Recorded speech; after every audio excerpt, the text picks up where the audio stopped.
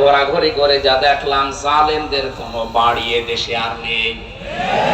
আপনি আমার কুষ্টিয়ার দিকে তাকান, হানিফের বাড়ি, কুষ্টিয়ায় হানিফ সাহেবের বাড়ি। কয়েকদিন আগেও আমি পাশ দিয়ে আসলাম, দেখলাম জাতীয় টয়লেট হয়ে গেছে।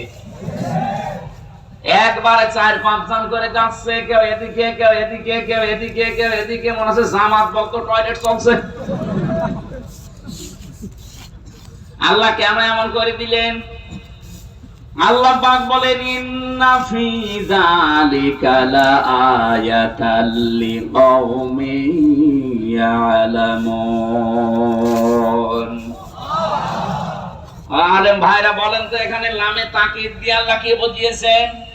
যত তাফসীর আমি মিলিয়েছি, এই লাম তাকিদের সাথে আধুনিক তাফসীরের মুফাসসির একরাম বলতে চাচ্ছেন, আল্লাহ যেন আপনাদেরকেও দেখাচ্ছেন, পৃথিবীর মানুষেরা সাবধান, এর ভেতরে কিন্তু শিক্ষা আছে, যদি জ্ঞানী হয়ে থাকো। কি শিক্ষা আমরা নিতে পারি? এই 15.5 বছরে ওদের এত গভীরে শিকড় ছিল জালেমদের। আপনি তাকান, একেবারে দারওয়ান থেকে শুরু করে সংসদ পর্যন্ত সব জায়গায় ওদের লোক সেট করা ছিল, এমনকি কারাগারেও। এত হলো না, কারাগারে আলেমদের কষ্ট দেওয়ার জন্য আলাদা কিছু মানুষ ওদের সেট করা ছিল। সুব্রত বালা, দেবদুলাল, আমি নিজে পেয়েছি এদের আচরণ গুলো। এই মানুষগুলো এমনি সাধারণ মানুষের সাথে যা করে, আমার আর মামুনুল হক আলেম যারা ছিলাম তাদের সাথে আলাদা করে। আল্লাহ রাব্বুল আলামিন বলেন, এখানে ওদের শিকড় সব জায়গায় ওরা গেঁথে রেখেছিল। আমি দেখেছি তারেক জিয়া সাহেবের পিএস ভিতরে বইয়ে রইছে, ভাই ছিল ওনার বন্ধ গিয়াসউদ্দিন মামুন ভাই ছিল, ওনাদের দিকে সিসি ক্যামেরা দিয়ে, মাওলানা মামুনুল হকের দিকে ক্যামেরা দিয়ে আলাদাভাবে বসে বসে এদের সাথে কেউ কথা বলে কিনা। আরে জালেমরা এমনিতেই তো জুলুম করিস, এরপরে আবার সবকিছু বন্ধ করে দিয়ে 3টা বছর আমাদেরকে যোগাযোগ করতে দেয়নি। ফাঁসির আসামিরা 7 দিন পর পর সরকারের টেলিফোনে কথা বলতো, আর আলেম যারা আমরা 76 জন ছিলাম, আমাদের জন্য সব বন্ধ। জামাত ইসলাম আর হেফাজতে ইসলাম নাম শুনলে বলতো না, এদের যোগাযোগ বিচ্ছিন্ন। আপনার চেয়ার এমনি পড়ে যায়নি, আল্লাহ নিজে মনে হচ্ছে ফেলে দিয়েছে। আল্লাহ রাব্বুল আলামিন বলেন, এখানে তোদের শিক্ষা, এদের বিশাল শিকড় যদি আমি আল্লাহ কেটে দিতে পারি, কেটে দিয়েছে কে এটার ফাইল কিন্তু জানা নেই। এটা সূরা আনআম 7 নাম্বার পারার 12 নাম্বার পৃষ্ঠার 4 নাম্বার লাইনের 45 নাম্বার আয়াতের প্রথম অংশে আছে, ফাকতিআ দাবিরুল কওমিল্লাযীনা যালামু, জালেমদের শিকড় কেটে দেওয়া হয়ে গেছে। কতিয়া এটা মজহুল, কেটেছে কে ফাইল জানা নেই। আপনি তাই দেখতে পাবেন 5 আগস্টের বিকাল 5টা বাজতে বাজতে জালেমদের বাড়ি ঘর, ওদের অফিস সবগুলো গড়িয়ে দিয়েছে। কে ভেঙেছে? ফাইল নেই। এই কথা বলতে পারবেন যে হানিফের বাড়ি অমুক ভেঙেছে? না, আপনি পাবেন না, মনে হচ্ছে ফেরেশতা ভেঙে দিয়েছে। এই জায়গায় তো খুঁজিয়া দিয়েছে, ফাইল নেই। তাহলে আমরা এখান থেকে কি নিতে পারি? এদের এত বড় শিকড় যদি আল্লাহ একেবারে মাটি থেকে উপড়িয়ে ফেলতে পারে, ওদের বাড়ি ঘর এখন জনশূন্য পরিত্যক্ত। মনে করছেন শুধু কুষ্টিয়ার হানিফের বাড়ি না, সারা বাংলাদেশের অবস্থা এক। যেখানে যেখানে গেছি জালেমদের বাড়ি ঘর গুলো, আমি গত পরশু দিনও ছিলাম কিশোরগঞ্জে, এক জালেমের বাড়ি দেখলাম, ওইটাও জাতীয় টয়লেট। হানিফের বাড়ি তো 5-6 জন যায়, এখানে দেখছি 8-10 জন একসাথে যাচ্ছে। আমি একটা কারণ খুঁজে পেয়েছি আমার নিজের জীবন থেকে। হজে গিয়েছিলাম 16 সালে। বললাম না ইশারায় করবেন, কথা বলেন কেন? কাবা শরীফ তাওয়াফ করার পরে এবার উপরে গেলাম, হঠাৎ দেখি পেটে যন্ত্রণা, ব্যথা। এক পুলিশকে ডাক দিয়ে বললাম, ইয়া আখি তাল, এদিকে আসেন ভাই। মানে আসার পরে জিজ্ঞাসা করছে, কি ইয়া হাজিউল হুজ্জাতাইনা বিলাদুকা, আজি দেশ কোথায়? জি তুমি বাংলাদেশ। বাংলাদেশ থেকে এসেছি। মনে বলে কি সমস্যা? এখানে মুশকিল আছে, আমার পেটে ব্যথা। এখানে ফার্মেসি কোথায়? আমার বলছে ফার্মেসি লাগবে না, পেটে ব্যথা কেন টের পান না? না তো জায়গাটা তো আবু জেহেলের বাড়ি, আপনি এখনো পায়খানা না করে দাঁড়িয়ে আছেন। তাড়াতাড়ি করেন। পায়খানা করে দেখি আমার পেটের ব্যথা ভালো হয়ে গেছে। আমার তো মনে হচ্ছে জালেমদের যত বাড়ি বাংলাদেশে সবগুলো যেহেতু অভিশপ্ত, সবগুলো এখন উজাড় গৃহ, পরিত্যক্ত টয়লেট হয়ে গেছে। এদেশের মানুষের পেটে ব্যথা হলে প্রসাবের চাপ দিলে ওই জায়গায় যে কাজ করবে। এরপরেও যদি আপনার শিক্ষা না হয়, এছাড়া আমাদের শিক্ষা নেওয়ার বিষয় কিন্তু এখনো বলিনি। আমাদের শিক্ষার বিষয় আগামীতে যারা দেশের দায়িত্বে আসবেন, যারা আসবেন, আপনি আর যাই করেন যেন জালেম হবেন না। কারণ এই শব্দটা ঘৃণিত শব্দ, আল্লাহর কাছে নিন্দিত। জালেমদেরকে আল্লাহ সবচাইতে বেশি টার্গেটে রাখেন। সূরা ইব্রাহিম 42 নম্বর আয়াত, ওয়ালা তাহসাবান্নাল্লাহা গাফিলান আম্মা ইয়ামালুজ যালিমুন। আল্লাহ পাক বলেন, কি মনে করেন হে নবী আমি জালেমদের কোনো খবর রাখি না? সবচাইতে বেশি খোঁজ খবর রাখি আমি জালেমদের ব্যাপারে। এই জন্য আমরা সামনে যারা আসি আমি আহ্বান জানাচ্ছি, খুব ভালোবাসি আপনাদের, সে যেই হোক, সামনে যারা চেয়ার পাবেন তারা আর যাই করেন বাংলাদেশে জুলুম করবেন না। এ জুলুম নিজের নফসের উপর থেকে শুরু, নিজের উপরও জুলুম করবেন না। নিজের উপরে জুলুম কি? অনেকের অর্থ সম্পদ, টাকা পয়সা, প্রভাব প্রতিপত্তি, ক্ষমতা হয়ে গেলে তখন পাপ কাজে পা বাড়ায়। এটা সূরা হুদের 9 নম্বর আয়াতে আল্লাহ দলিল দিয়েছেন, ওয়ালা ইন আযাকনাল ইনসানা মিন্না রাহমাতান সুম্মা নাযা'নাহা মিন ইন্নাহু লায়ায়ুসুন কাফুর। এই আয়াতের সারমর্ম এটা, কোন মানুষ যখন নিজের নফসের উপরে জুলুম আরম্ভ করে, আগে টাকা পয়সা, প্রভাব প্রতিপত্তি ছিল না, অপরাধ করতে পারে নাই, এখন টাকা পয়সা, অর্থ সম্পদের মালিক আল্লাহ বানিয়েছে, এখনো লাল পানি খায়, এখনো বাবা খায়। এই কথা বলছেন না? আমি কি বোঝাতে পেরেছি? তাহলে নফসের উপরে এটা একটা জুলুম। আপনি আজকে থেকে সিদ্ধান্ত নেন, আল্লাহ আমাকে যেখানেই তোলো, আমি অন্তত আমার নফসের উপরে এখন থেকে আর জুলুম করব না। শরীরের উপরে মানুষ জুলুম করে, এই যে অনেকে, এই মুরব্বিরা বের করে দেন, দেন তাড়াতাড়ি দেন, ডিস্টার্ব হয়ে গেল, দেন তাড়াতাড়ি দেন, চলে যান।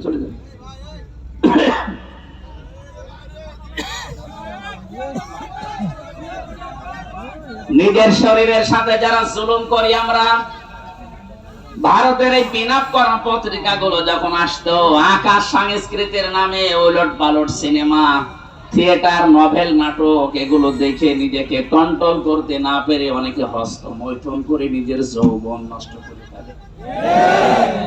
না এই গাজীপুরে নেই? আছে মানে এই যে হারবালের পোস্টার, তার প্রমাণ। ইন্ডিয়া হারবাল, কলকাতা হারবাল, ও ছাতা দিয়ে কি হবে? আপনি তো আগেই মেশিন শেষ করে ফেলেছেন। ও বলছে ঠিক, তার মানে ও মনে হয় শেষ না। এটা আপনি শরীরটা শেষ করলেন। আপনি কি জানেন ৭০ ফোঁটা রক্ত দিয়ে ১ ফোঁটা বীর্য তৈরি হয়? আপনি কোন কারণে এগুলো দেখবেন আর করবেন? আজকে থেকে তাওবা করে ফিরে আসা লাগবে। এই মোবাইলে এমন দৃশ্য রাখা যাবে না যেটা নিজে দেখলে আনন্দ পান, অন্য দেখলে লজ্জা পান। এরকম দৃশ্য নেই। যাদের মোবাইলে আছে এই মুহূর্তে ডিলিট করা লাগবে। করেন, তাড়াতাড়ি করেন। এখন যদি আপনি মোবাইল বন্ধ হয়ে যায়, ডিলিট করতে পারছেন না, বাড়িতে যেটা নিজে দেখলে আনন্দ পান, অন্য কেউ দেখলেই লজ্জা পান, এমন দৃশ্য থাকলেই ডিলিট করবেন। কারা কারা হাত তোলেন? ওরে আল্লাহ রে, হাত তোলেন। মুরব্বি মানুষরা 2 হাত দিয়েছে। কে আছে আপনার মোবাইলে? আউযুবিল্লাহ মিন যালিক।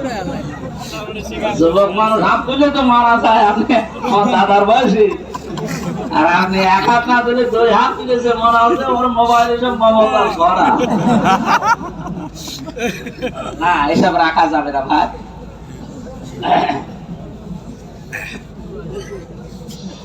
গাজীপুরবাসী খুব মনোযোগ সহকারে আমাদের এখান থেকে শিক্ষা নিয়ে যাওয়া লাগবে। সুতরাং আমার নিজের শরীরের উপর থেকে কোনো কিছু যেন অপচয় হয়ে না যায়, কারণ সেটা অপচয় করবেন ওটা কিন্তু আর কোনোদিন ফিরে আসবে না। খুব গুরুত্বপূর্ণ জিনিস আল্লাহ শরীরের ভেতরে দিয়ে রেখেছে। যত খাবার খান, এই খাবারগুলো নির্যাস থেকে পিত্ত রস তৈরি হয়। বিজ্ঞান এখন প্রমাণ করছে শরীরের পেটের ভেতরে যতক্ষণ খাবার থাকবে পিত্ত রস পড়তেই থাকবে। খাবার না থাকলে রস পড়া বন্ধ হয়ে যাবে।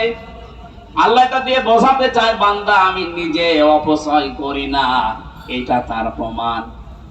রসটা যেহেতু দামি, এত দামি রস, এটা যতক্ষণ তোর পেটে খাবার থাকবে এটা ফোঁটা ফোঁটা পড়বে, খাবারগুলো হজম হবে। এটা যখন খাবার থাকবে না, পড়লে তো অপচয় হবে। এই জন্য আমি আল্লাহ ওটা অটোমেটিক বন্ধ করে দেই।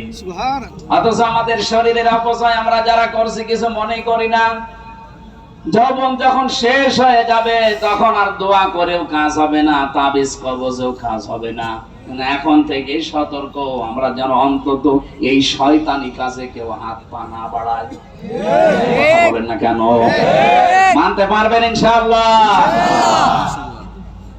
তাহলে আমরা আজকে থেকে শিক্ষা নিয়ে গেলাম, জালেমদের প্রতি যেহেতু আল্লাহর সবচাইতে বেশি টার্গেট, আর নিজে আল্লাহ মামলা দায়ের করবে, নিজে মামলা দায়ের করবে জালেমদের বিরুদ্ধে। এটা সূরা শুরা 25 নাম্বার পারা 6 নাম্বার পৃষ্ঠা 13 নাম্বার লাইনের 42 নাম্বার আয়াতে আছে, ইন্নামাস সাবিলু আলাল্লাযীনা ইয়াযলিমুনান নাস। আল্লাহ পাক বলেন, অবশ্যই আমি আল্লাহ মামলা দায়ের করব কিয়ামতের ময়দানে জালেমদের বিরুদ্ধে। মামলার বাদীকে আপনি কি টের পাচ্ছেন কি বলছি? মামলার বাদী যত বড় হয় মামলা তত কঠিন হয়। আমার যিনি মামলা দিয়েছিল যে এরকম সলিমতি টলিমতি দিত, তিনি আমার আটক রাখতে পারবে। কয় টাকা নেবে? টাকা দিয়ে বের হয়েছে। তো মামলার বাদী এমন টাকা পয়সার দরকার না, ওকে আটকিয়ে রাখবে, এই ধান্দা ছিল তার। এই জন্য মামলার বাদী যেহেতু বড়, আমার মামলা এরকম কঠিন ছিল। এতবার সিএমএম কোর্ট, জজ কোর্ট, হাই কোর্ট কতবার মামলাটা তুলেছে না, জামিন হবে না, কারণ মামলার বাদী সরাসরি রাষ্ট্র। এই জন্য কিয়ামতে যেহেতু আল্লাহ নিজে বিচারপতি, নিজে রায় দেবেন, নিজেই মামলার বাদী। আপনি বলেন তো বিবেক দিয়ে যে আপনাকে জামিন দেওয়ার আর কেউ আছে? উনি তো আর কালামানিকের মতো ঘোষ খাবে না। কে কালামানিক নামে একজন বিচারপতি, একটা অবৈধ বিচারপতি ছিল। বিচারপতি বললো অন্য বিচারপতির সম্মান হানি হয়, ও চেয়ারটাই পুরা নষ্ট করে ফেলেছে। জনগণ এত রাগ ছিল তার উপরে, কলা পাতায় শুয়েছিল, বিসি উড়ে গেছে।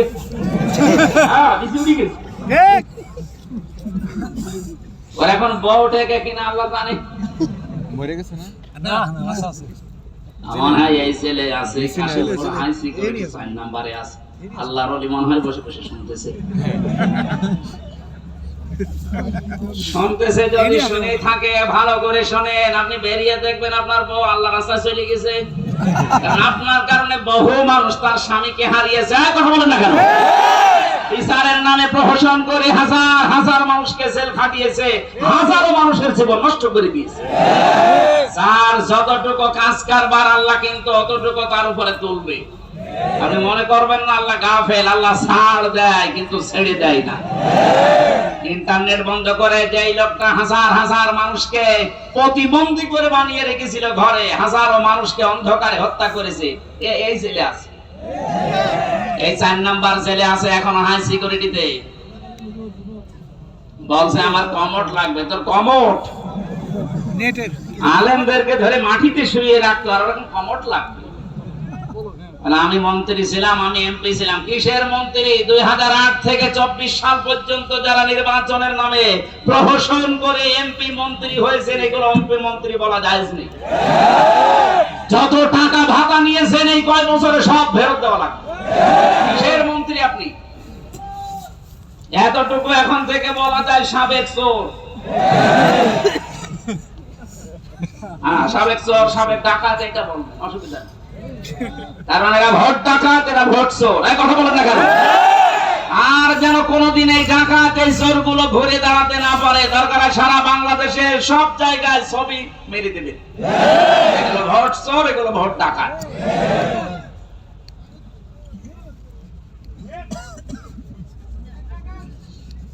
গাজীপুরবাসী জালেমরা যেহেতু আল্লাহর মামলার আসামি, আমি আয়াতটা পড়ার পরে চিন্তা ভাবনা করলাম, আল্লাহ কিন্তু ইয়াজলিমুন আল মুসলিমুনা দেয়নি, ইয়াজলিমুন নাস। আল্লাহ বলেন শুধু মুসলমানদের উপরে যারা জুলুম করবে তারাই কিন্তু আল্লাহর মামলার আসামি না। যারা মানুষ হয়ে মানুষের অধিকার নষ্ট করে, তাদের উপরে জুলুম করে, ওরা আল্লাহর মামলার আসামি। আজকেও দেখলাম ভারতে সংখ্যালঘু নির্যাতন চলছে, এমনকি আমাদের কলিজার সবচাইতে দামি জায়গা যেটা মসজিদ, সেইটা ভেঙে দিচ্ছে। সারা পৃথিবীর 57টা মুসলিম রাষ্ট্রকে আমরা আহ্বান জানাচ্ছি, সবাই ঐক্যবদ্ধ হন। 200 কোটি মুসলমান এই পৃথিবীতে আছে, হিন্দু মাত্র 120 কোটি। খ্রিস্টানদেরকেও বলবো, আপনাদের মেয়েকেও ইন্ডিয়ার বুকে ওরা ন্যাংটা করে উলঙ্গ করে হাঁটিয়েছে। এই মুশরিক আর ইহুদি যারা, এরা তামাম দুনিয়ার মানবতার শত্রু। এরা মানুষ না। তামাম দুনিয়াতে এতদিন জানিয়েছে যে বাংলাদেশে সংখ্যালঘু নির্যাতন হয়, অথচ তাদের দেশে আর সংখ্যালঘু মুসলমানের অনিরাপদ। তাদের ইবাদত খানাগুলো ভেঙে বলছে এখানে মন্দির ছিল। নাউজুবিল্লাহি মিন যালিক।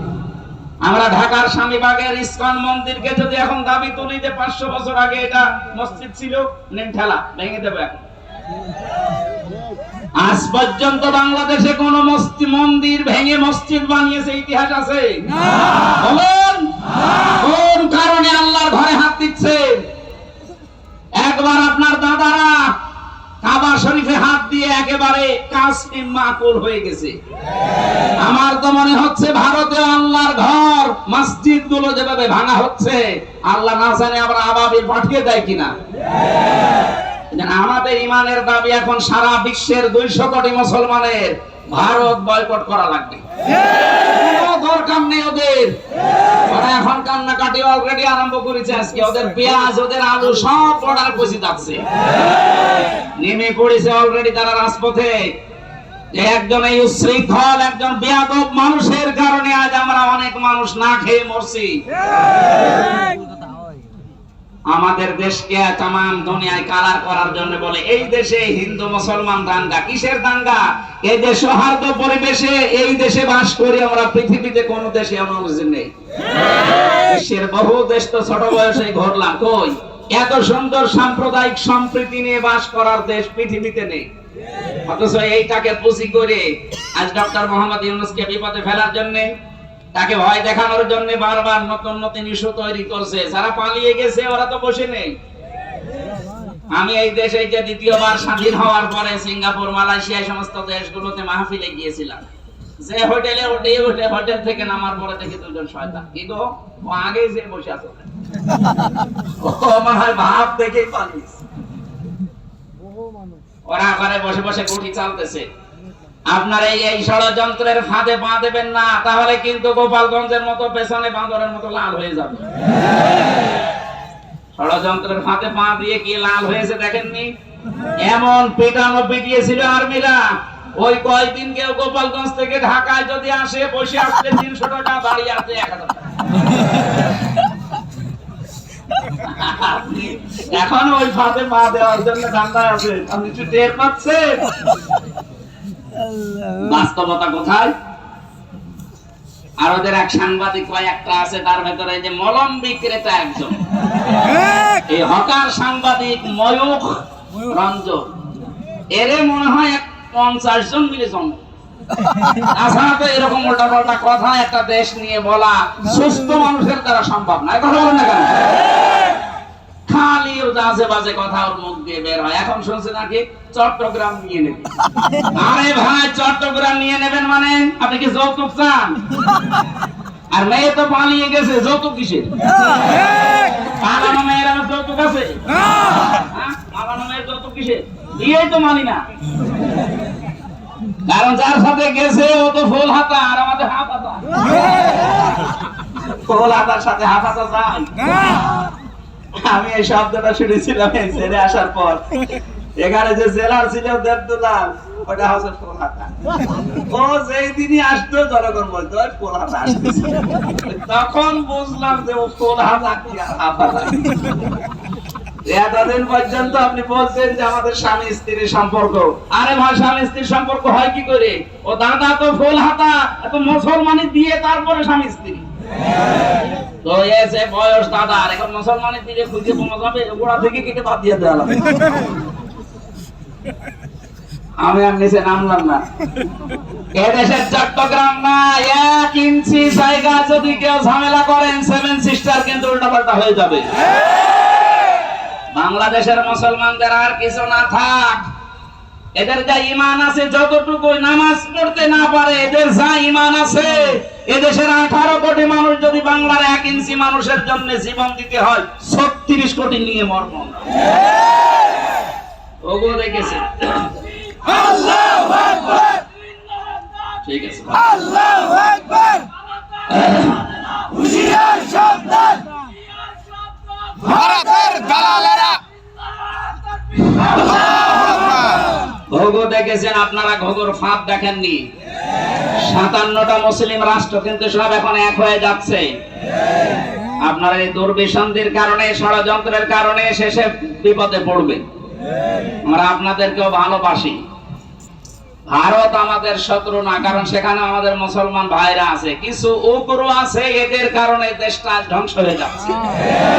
আপনারা সোচ্চার হবেন, আগামীতে কোন উগ্র যেন চেয়ারে বসতে না পারে। মানুষ হয়ে বসুক, অসুবিধা নেই। এই জন্য যারা মানুষের উপরে আজ তাদের অধিকার নষ্ট করে দিচ্ছে, ধর্মীয় প্রতিষ্ঠানগুলো ভেঙে দিচ্ছে। মানুষ গোবিন্দ পরামানিক পর্যন্ত আজকে এই বিবৃতি দিয়েছে যে এটি শুরু করেছে। বাংলাদেশে তো কোন মুসলমান হিন্দুদের কোন মন্দির ভেঙে মসজিদ বানিয়েছে আমরা তো দেখি না, প্রমাণও নেই। আপনারা কি শুরু করেছে? তামাম দুনিয়া থেকে আজ ঘৃণা জানাচ্ছে। লজ্জা নেই তো ঘৃণা করবে কি? লজ্জা তো থাকে ইমানদারের। আল হায়াউ শুবাতুম মিনাল ঈমান। লজ্জা নেই, ঈমান নেই। ওর তো ঈমানই নেই, তো লজ্জা থাকবে কি করে? আমার ভাইরা, আমি যেহেতু আয়াত পড়েছিলাম, জালেমরা আল্লাহর মামলার আসামি, সুতরাং 15.5 বছরে যারা জুলুম করেছেন, আপনি আর যাই মনে করেন, আপনি কিন্তু আল্লাহর মামলার আসামি। বলেন, 1628 জন মানুষ ছিল এই বাংলাদেশের দায়িত্বে। এই 1628 জন মানুষই আমি মিলিয়ে দেখেছি, এরা প্রত্যেকেই হয় জালেম না জালেমের দোষর। এই কথা বলেন না কেন? যারা জালেম, জালেমের দোষরেরা সরাসরি মামলার আসামি কার? আল্লাহ মামলা দেবে আপনার বিরুদ্ধে। আপনি টের পাচ্ছেন? রাষ্ট্রের প্রধান মামলা দিয়েছিল, এই জন্য আলেমরা এতদিন কষ্ট পেয়েছে। আর আপনি কিয়ামতে সরাসরি আল্লাহ কেসের আসামি হবেন। তার মানে আপনি জেনে নিতে পারেন আপনি চির জাহান্নামী। এই কথা বললেন না কেন? পৃথিবীতে তারা 3টা অপরাধ করবে, আল্লাহ নিজে হাতে তাদেরকে 2টা করে শাস্তি দেবে। আমি এটা বানালাম, এটা সূরা ফুরকানের ভেতরে আছে 68 নাম্বার আয়াত। ও গাজীপুরবাসী, মনের খাতায় আজকে নোট করে নিয়ে যাবেন, যেহেতু এই আয়াতটা এখন খুব দরকার। এই জন্য বলছি, আবার বলছি, যারা দুনিয়ায় 3টা অপরাধ করবে তাদেরকে আল্লাহ নিজে ডবল শাস্তি দেবে। কয়টা? আরো জোরে। 3টা। আয়াত নাম্বার সূরা ফুরকানের 68 নাম্বার আয়াত, 19 নাম্বার পারা, 4 নাম্বার পৃষ্ঠার 13 নাম্বার লাইনে আছে। এটা তাফসীরে ফি জিলালিল কোরআনে পাবেন। আল্লাহ রাব্বুল আলামিন বলেন, দেখেন তো গাজীপুরে আছে কিনা? والذين لا يدعون مع الله إلها آخر আল্লাহ পাক বলেন যারা আল্লাহকে ডাকে সাথে সাথে অন্য কাউকে ডাকে তাদের শাস্তি হবে ডবল। এই যে আমার তাহেরি ভাই এখন না ধরা পড়েছে, কিন্তু এর আগে উনি যে জিকির করতো আল্লাহর নামে জিকির করে পাশাপাশি জিকির করতো কেল্লা বাবা ফতে বাবা। এই কথা বলছেন আপনি কোথায় কেল্লা কোথায় ফতে আল্লাহর সাথে মিলিয়ে দিলেন। যেখানে আল্লাহ বাদে অন্য কারো নামে জিকির করা জায়েজ নেই। এই ছেলে 4 নম্বরে আমার সাথে যে সোহেল চৌধুরী হত্যা মামলার আসামি মামুন ভাই ছিল 25 বছর ছেলে।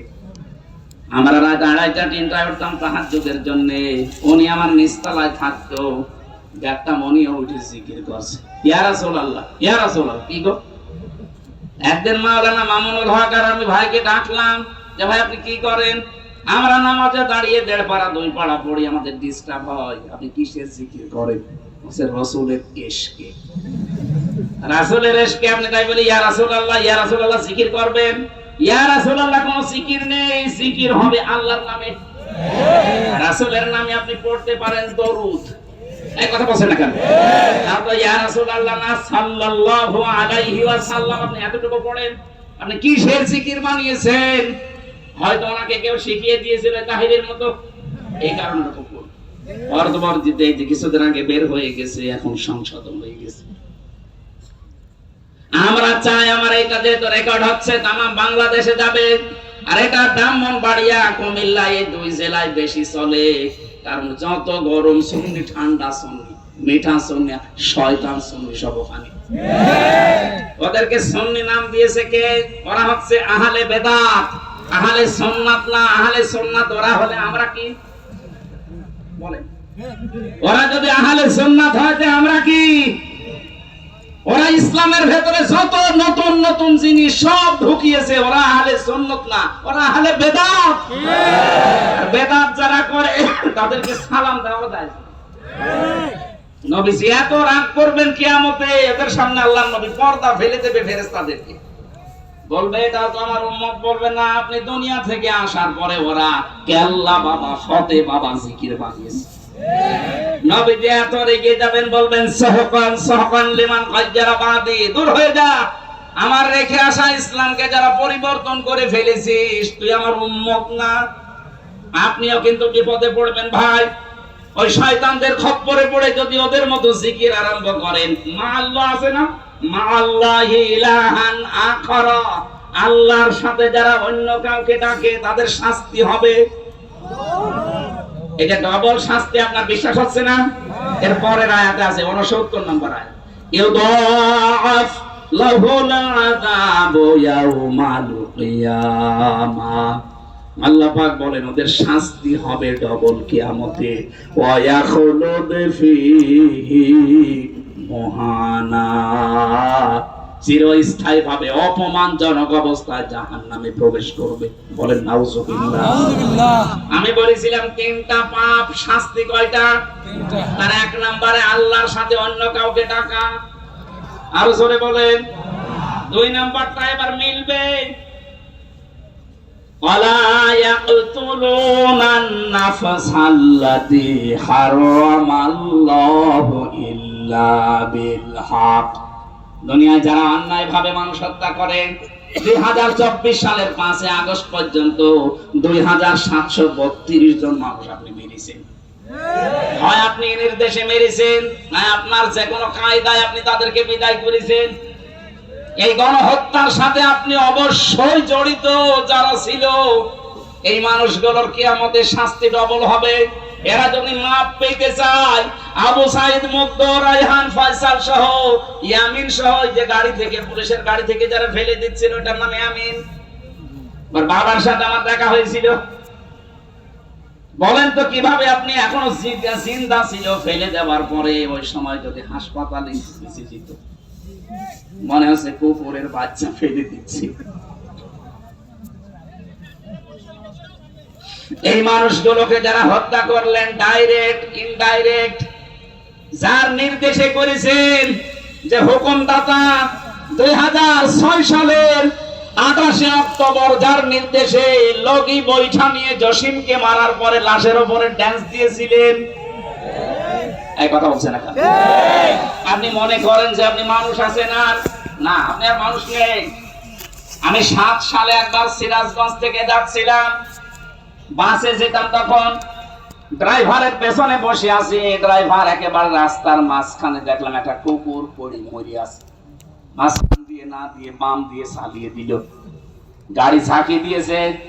ড্রাইভারকে বললাম আপনি এমন করলেন, গাড়ি তো উল্টিয়েছে। তো ড্রাইভার আমারে বলছে দেখেন না একটা কুকুর পড়ে মরে আছে, আমি মরা জিনিসের উপরে ডবল করে চাকা চালাবো, আমার বিবেক নেই। ওনারে বললাম ভাই তো মরা কুকুর মরে গেছে, মারলে কি আর না মারলে কি? ড্রাইভার আমার দিকে ঘুরে বলছে হুজুর আপনি কি আসলেই হুজুর নাকি ভয় ধরেছে? কিসের হুজুর আপনি? আপনি দেখেন যে একটা মরা জিনিস পড়ে আছে, আমি ডবল করে চালিয়ে দেব। ওহো কুকুর, ও তো একটা প্রাণী, আল্লাহর সৃষ্টি, একটা মরা জিনিস কুকুর, তারপরে ওই লোকটা মারতে চায় না ডবল করে। বললাম নাম কি? হিন্দু একটা নাম বললো। বললাম আপনার ঈমান নেই কিন্তু আপনার বিবেক আছে, আপনি ডবল করে মরা জিনিস মারতে পারেন না, আপনার বিবেকে বাধা দেয়। অথচ এই দেশে জীবিত মানুষ হত্যা করার পরে তার লাশের উপরে ড্যান্স দিচ্ছে। এগুলোকে মানুষ বলবেন কোন কারণে? আপনি এগুলো মানুষ না।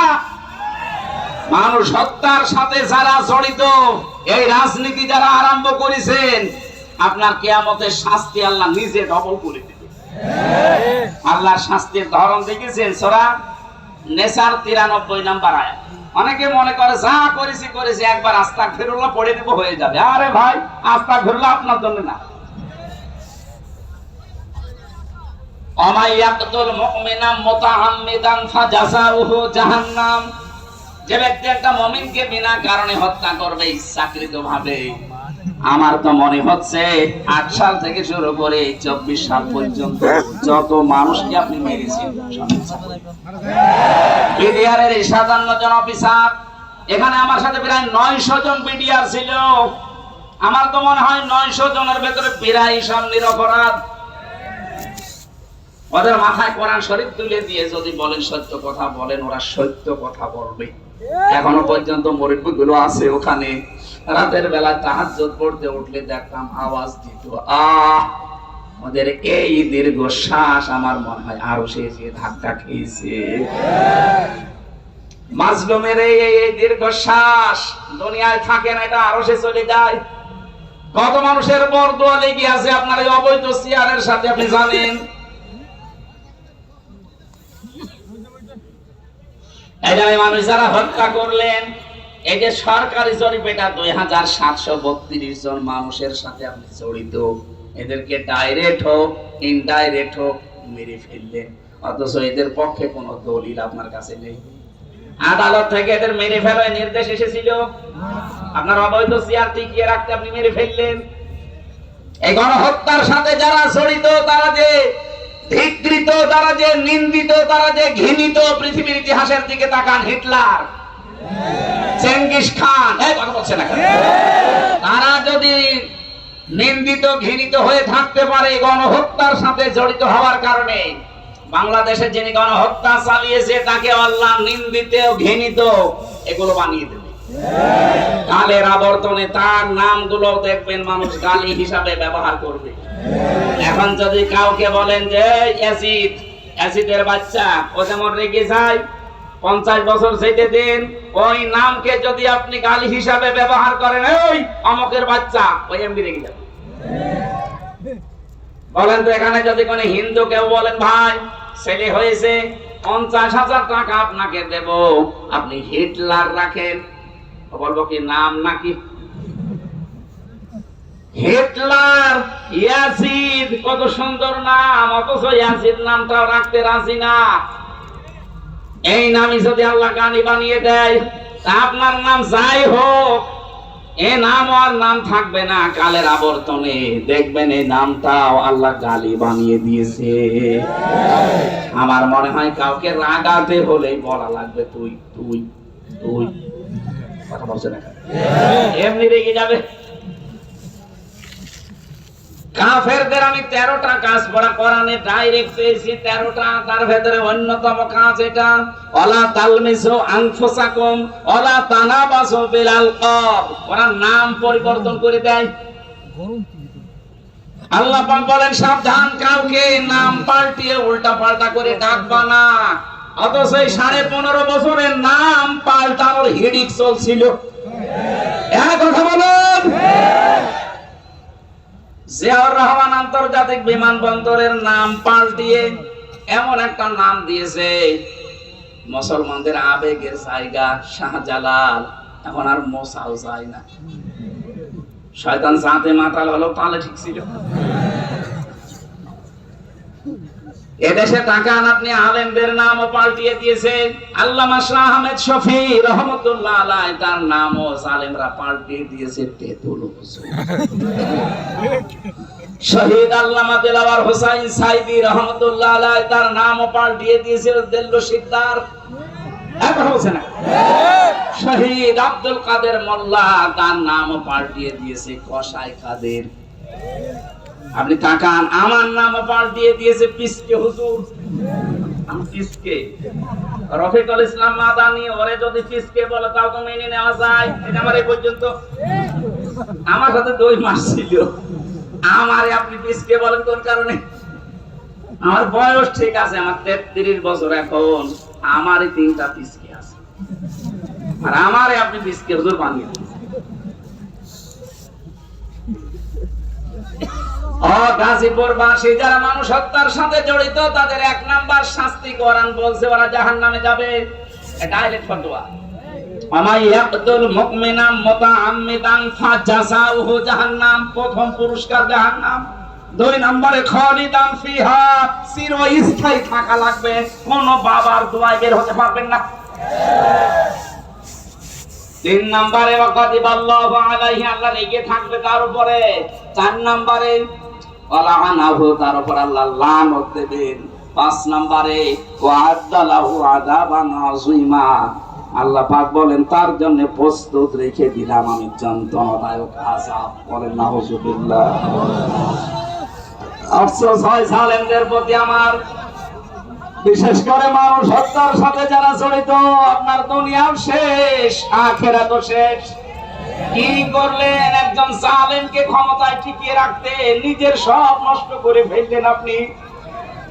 এরকম পাগলামে যারা সামনে আর কেউ না করেন, কথা বলেন ঠিক কিনা? আমরা কোরআনে কারীম থেকে সূরা মুমিনুন থেকে 1টা-2টা মাত্র আয়াত পড়েছি। তাফসীরুল কোরআন মাহফিল লিখেছেন, আমরা তাফসীর আকারে কথা বলি নাকি চলে যাবেন? চলে যাবেন আপনারা? আল্লাহ রাব্বুল আলামিন মানুষের একটা দুর্বল জায়গায় আঘাত দিয়েছেন। কাউকে যদি আপনি নিজের আয়ত্তে রাখতে চান, তার ওই গোপন জায়গায় আপনি আঘাত দেবেন, ওই এমনি নরম হয়ে যাবে। আল্লাহ আমাদেরকে লাগাম টেনে ধরেছেন আমাদের দুর্বল জায়গায় আঘাত দিয়ে। ওয়ালাকাদ খালাকনাল ইনসানা মিন সুলালাতিন মিন তিন, অবশ্যই আমি আল্লাহ মানুষকে বানিয়েছি মাটির নির্যাস থেকে। আমাদেরকে আল্লাহ মাটি দিয়ে বানাননি, বানিয়েছেন মাটির নির্যাস দিয়ে। একজনকে তিনি মাটি দিয়ে বানিয়েছেন, তিনি আমাদের আদি পিতা হযরত আদম আলাইহিস সালাম। সূরা রহমানের ভেতরে আছে মিন সালসালিন কাল ফাখর, শুকনা ঠনঠনে মাটি দিয়ে আমি আদমকে বানিয়েছি। এদের তাফসীরে পড়লাম এরা কি করে, এত মানুষ এসেছে, সমস্যা তো এই জায়গায়। কিছু মানুষ বাড়ি চলে যান। হ্যাঁ, এত মানুষ হলে ঝামেলা না বলতো। কিছু মানুষ বাড়ি চলে যান, আবার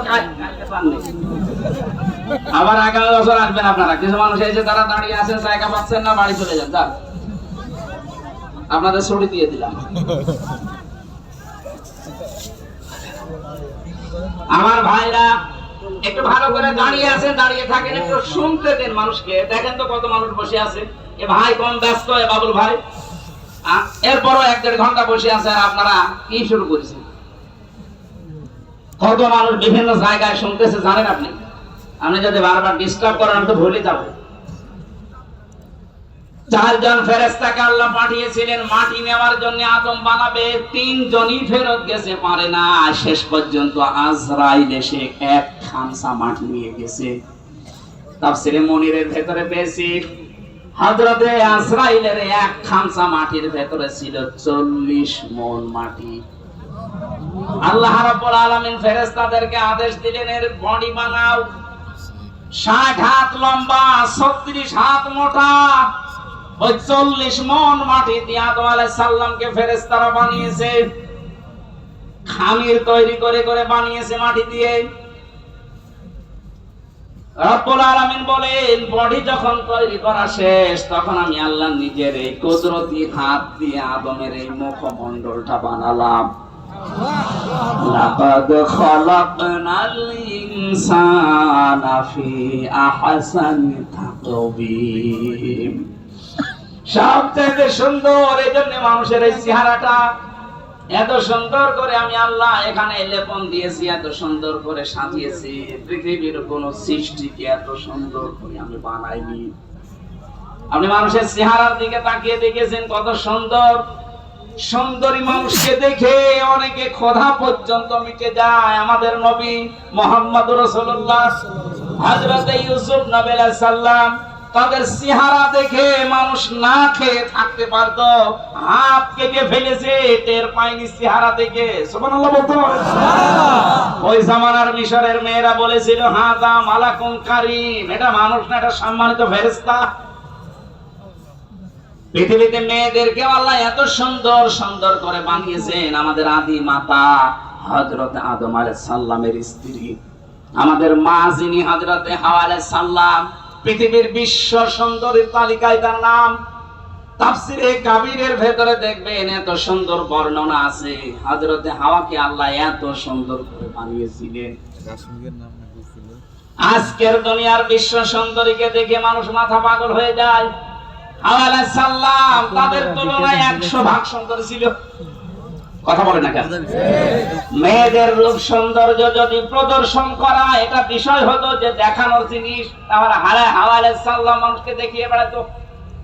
অথচ আজ অনেকে লাইন খোলে, নিজের বউ যদি সুন্দরী হয় ও দিশায় পায় না করবে কি, আর আল কাতরা মাখায়, উলট পালট জিনিস মাখিয়ে মোটরসাইকেলে করে নিয়ে মানুষকে দেখায় যে জিনিস আমার আছে।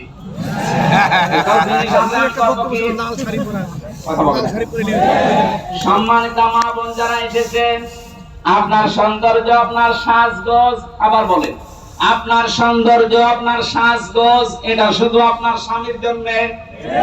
স্বামী বাদ দিয়ে পৃথিবীর কাউকে যদি প্রদর্শন ইচ্ছায় আপনি দেখান, কিয়ামতের দিন আপনি জান্নাতের সুঘ্রাণও পাবেন না। যেহেতু এখন রাষ্ট্রীয় ভাবে পর্দার আইন দেশে নেই, এই জন্য অনেকে অনেক ভাবে চলছেন। আমরা যারা পুরুষ মানুষ আছি, আমাদের এখানে 2টা ঔষধ আজকে থেকে খাওয়া লাগবে। আমি সহ যারা আছি প্রত্যেকে এই 2টা ঔষধ খেতে চাই। তাহলে জেনা থেকে বেঁচে থাকতে পারবেন। চোখের জেনা, সূরা নূর 18 নম্বর পারা 12 নম্বর পৃষ্ঠা 7 নম্বর লাইনের 30 নম্বর আয়াতে আল্লাহ ঔষধ দিচ্ছেন, ওয়াকুল লিল মুমিনিনা ইয়াগুদ্দু মিন আবসারিহিম ওয়া ইয়াহফাযু ফুরুজাহুম যালিকা আযকা লাহুম ইন্নাল্লাহা খাবীরুম বিমা ইয়াসনাউন। রব্বুল আলামিন বলেন, হে নবী মুমিন পুরুষদেরকে বলেন তারা যেন পরনারী থেকে তাদের চক্ষুকে নিম্নগামী করে। আর 14 জন মহিলা আপনি দেখতে পারবেন। কয়জন? আরো জোরে বলেন, বলেন। 1 নম্বরে আপনার আপন মা, ওই পাতানো মা না, আপন খালা, পাতানো খালা না। অনেকে ধর্ম খালা পাতিয়েছে, খালার মেয়ে আছে এই জন্য এমনি খালা বলে না, মেয়ে আছে খালার, এই জন্য খালা, ধর্ম খালা। 2 দিন পরে খালা হয়ে যায় শাশুড়ি। একবার বলছে না কেন? এলাকার এরকম মানুষ নেই? আছে। এখনো কাদের ধর্ম খালা আছে হাত তোলেন তো। একজনে ও মনে হয় খালার মেয়ের সাথে গল্প করছে।